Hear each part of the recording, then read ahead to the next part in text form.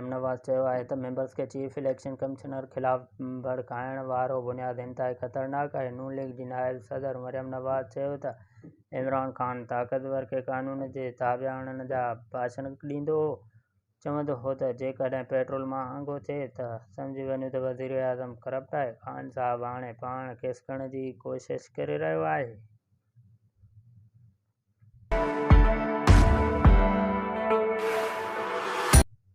कराची जे मुख़्तलिफ़ इलाइक़नि में किथे हल्की त किथे तेज़ बरसाति वई।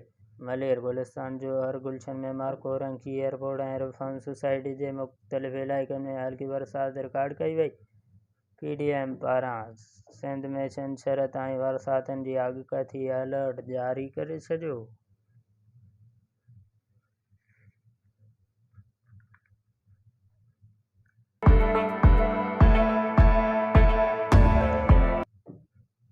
PTI जे 3 सालनि में पेट्रोलियम शोबे जे गर्दशी गर्दन में 50% वाधि कई वई।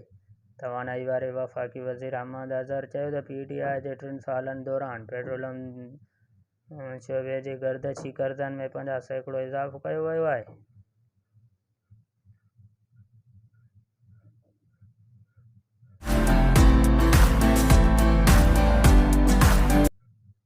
सिंध काबीना 250 डीज़ल हाइब्रिड इलेक्ट्रॉनिक बसेस ख़रीद करण जी मंजूरी ॾेई छॾी।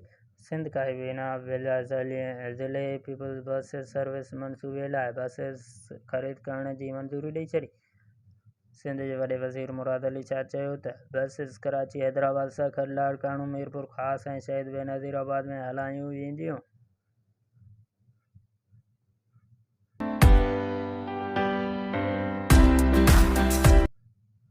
वज़ीर आज़म इमरान ख़ान चयो त पाकिस्तान में माफ़ियाज़ क़ानून जी बालादस्ती क़ाइमु थियण नथी ॾिए। इमरान ख़ान देरा गाज़ी ख़ान में ख़िताबु कंदे चयो त माफ़ियाज़ चवे थी त असांखे नारो ॾियो ऐं ग़रीबनि खे पकड़ियो, हीअ अरबें रुपयनि जी मिल्कियत जी हिकु रसीद न ॾेई सघंदा, हाणे परॾेह में वेही तक़रीरूं करे रहिया आहिनि।